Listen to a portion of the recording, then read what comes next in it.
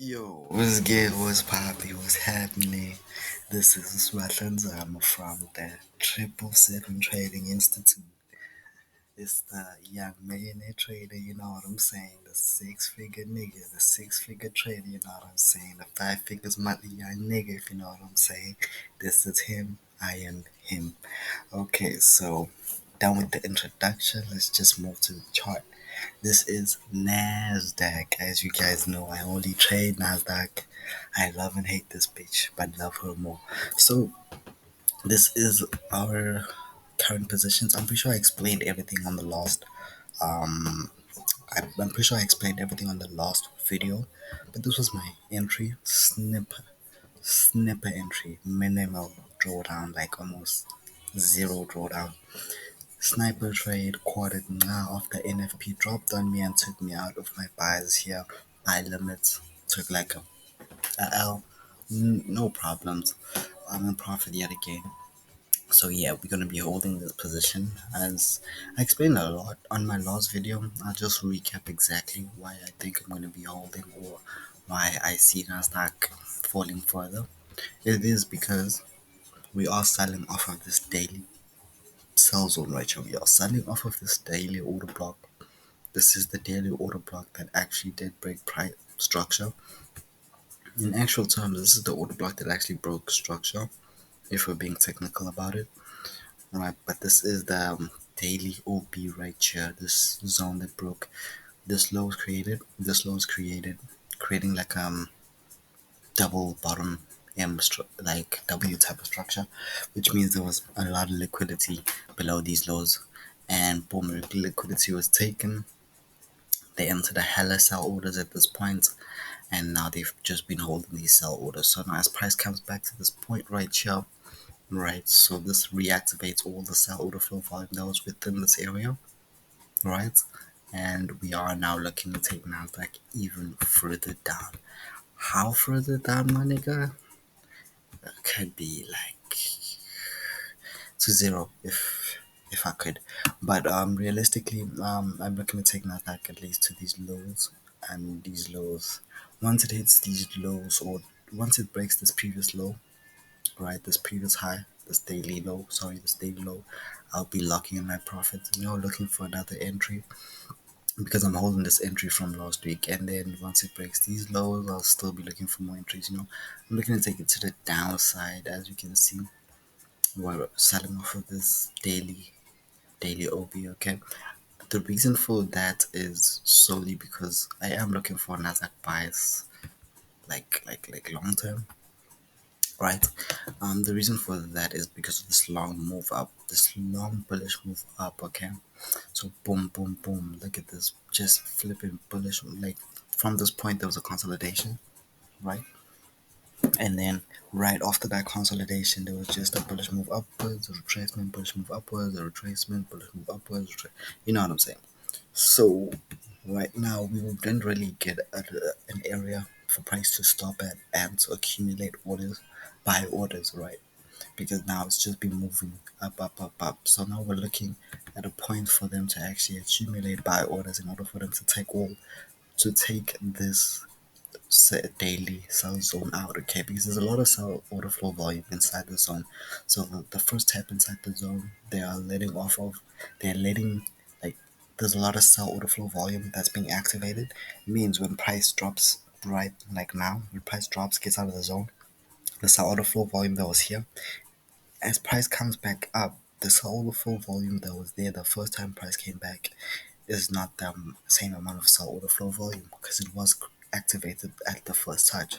Meaning at the second touch, as price drops and then comes back to the zone, it'll be weaker and weaker and weaker because there's less sell order flow volume. There's less people to sell price, so eventually it will take the daily sell zone out. Okay, will invalidate our zone. So right now we're looking for price to actually give us a tap back into this buy zone right here. I like to say buy zone, sell zones because it's simpler, but most basically, who messaged me? But most basically, this is our demand zone, so supply zone, OB, whatever. Okay, so as you can see, this is the area. This is the exact. This is actually the zone was supposed to be looking at, because this is the zone that actually broke price and caused the whole up move. So this is the zone that we're actually supposed to be looking at, but here, right, is the more ideal zone. Okay, so more or less we're looking at a buy zone. We're looking at a buy back into one of these zones exactly, because price did actually break structure from this point upwards. Let me see who texted me. Price did actually, oh, it's MP. Yeah, sound like that. So yeah, price did actually break structure. So price created this order block, meaning there's a lot of buy orders at this point right here. So I doubt price will go below here, because if price reaches beyond this point right here, it'll be taking out all these lows right here. Remember, all these lows have orders. I like to emphasize this again. I like to I think I explain this like maybe every video. What is it called? Damn, I don't forget. I forgot. It's this why. Yes, it's position sizing. So remember, they can't exactly, let's say they want to enter a million lots buy at this point. They can't do that, right? Because of slippage. Because immediately when they enter like 500,000 lots, price is already up, because they're buying as they enter buy orders. Remember, the market's like a machine.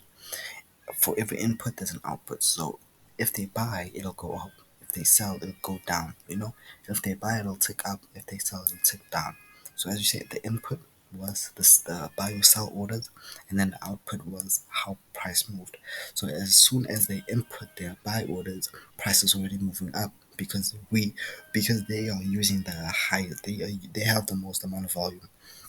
So as they enter their buy orders, price goes up. You feel me? Yeah. So now as they're entering their buy orders at this point right here, and price is going up, they can't really necessarily get the best price anymore, because let's say they entered 500,000 lots, they can't enter another 500,000 at this point. It's not ideal for them to buy price at the highest price. It's ideal for them to buy a price at the cheapest price. So price drops again, they wait for it, they enter again at a buy zone, meaning they enter 200,000 lots at this point, 100,000 lots. You see, all these lows, particular lows, all these lows are all positions, and they're all actually orders. Okay, that's what position sizing is, meaning there's a certain amount of liquidity below each one of these lows right here. Okay, so there's less liquidity above below this low than there is below this low, because this is where the most amount of orders are at this point.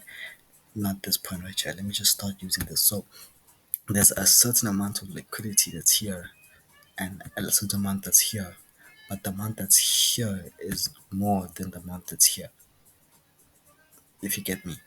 So the liquidity that's here, the orders that are here, are more than the orders that are here, because they enter the most orders at the bottom, and they start position sizing at each and every one of those lows. So let's say 500, like 50,000, 50,000, up until if they're in a million lots in this whole move up, they've entered their ideal amount of lots, okay, but on different lows. You feel me? So now we understand that it is easier for them to liquidate these lows right here, because they have less orders at this point, or they have zero orders at this point, okay? Or a certain institution has orders, but like the institution that has orders down here doesn't have orders down here, you feel me? But I'm just trying to explain position sizing to you guys, okay? So that's basically what I'm looking at. So we are looking to liquidate these lows right here, because now price has been in the uptrend for so long, okay? And people are just, you should be wary of price when it's been buying for too long and when it's been selling for too long. Because if it's been buying for too long, that means more people are not hopping on. More people are like, okay, cool. Nasdaq has broken this high. You feel me? Nasdaq, sorry. So now it's like Nasdaq has broken this high right here, this daily high. People are like, okay, Nasdaq will break this high too. People are buying unknowingly, okay? And now eventually it's creating liquidity. So they have so many buy orders at this point right here.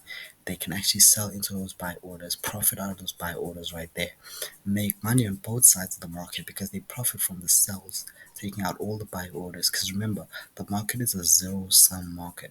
When I say zero sum market, it means that, you remember when we're starting out in forex trade, they used to tell us that billions are transacted through the forex industry daily, 100 billion, and then that the forex market is like the overall the money that's transacted overall is like trillions. You feel me? The money that's moved basically, which is true. But remember, the definition of a zero sum market means that the money that was there at point A will be there at point B, even though it's on different accounts. So let's say each and every account, let's say five accounts have $1 million, right? Meaning the forex market. Let's say there's only five accounts within the forex market, and each one of those accounts has $1 billion. Just say a billion, so 5 billion in the forex industry volume. So after a month, the forex industry will still have, after a month of active trading for each from each five of these accounts, the forex trading market will still have 5 billion within the market. But one account will have less money and one account will have more money.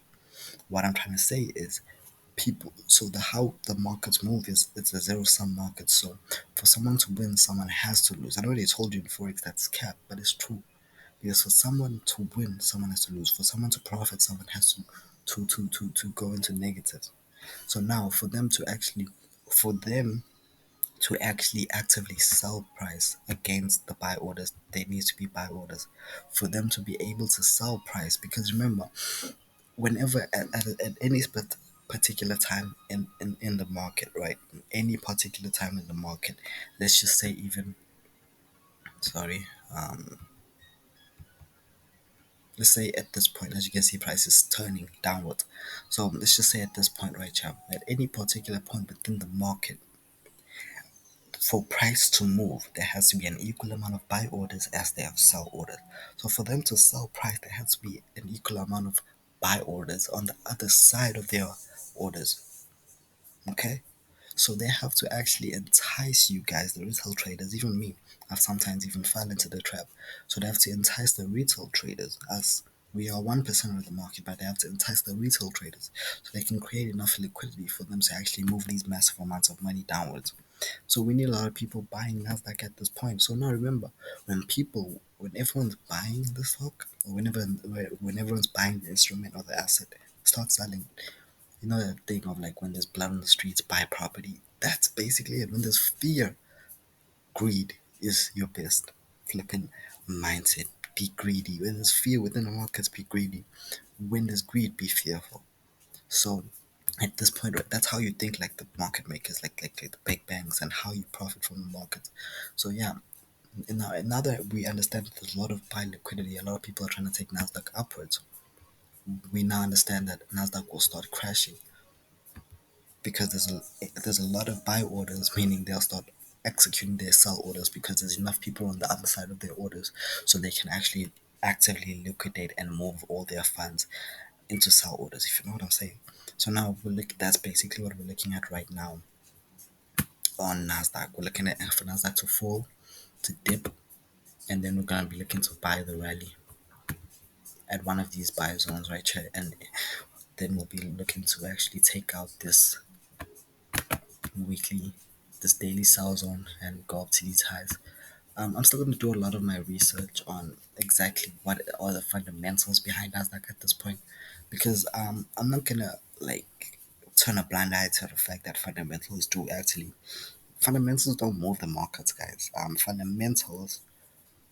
Fundamentals cause traders to make decisions which moves the market. Fundamentals. So let's say Donald Trump. Okay, let's say Joe Biden tweets and says some stupid shit like what, like let's say Joe Biden tweets, right, and he says we're selling most of our economy or selling most of our gold, which will make the US economy drop, right? The only reason the US economy will drop is because people will start selling everything they have associated to the US. So if Joe Biden says, okay, cool, the US is gonna do this, and now people think, okay, this is gonna affect the US negatively. And let's say I'm an investor that has money within the US, I'll start pulling out my money, right? Meaning I'll start selling, meaning the economy will start dropping. It's not because Joe Biden said this, the market started moving. No, it's because Joe Biden said this, and I thought that this would happen, so I did this. So fundamentals fundamentals are not a huge fundamentals are not a huge aspect of the market. The traders are. I trade traders. Like I trade I trade what the resale traders think, and I trade the opposite of that. So if I understand the fundamentals, I understand the sentiment of the market and the participants, what exactly they're thinking and what are they doing. So I'll know exactly what's happening. So I'm just gonna do a little bit of research on the fundamentals, and yeah, that's basically it for Nasdaq right now. This is the move I'm looking at for Nasdaq. But obviously, let's say if Nasdaq say turn, if Nasdaq say drop a little bit, and then say turn. No stories, bro. I will liquidate my sell orders and I'll start looking for buy orders. But this is my bias for now on how prices reacted.